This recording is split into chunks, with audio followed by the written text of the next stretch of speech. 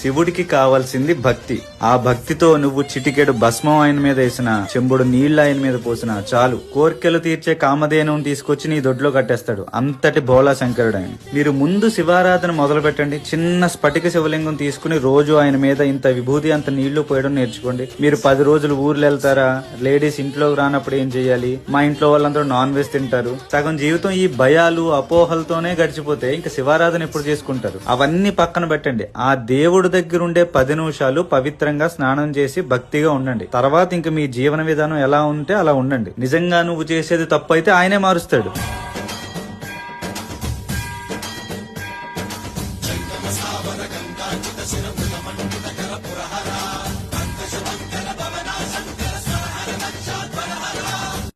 శివుడికి కావాల్సింది భక్తి.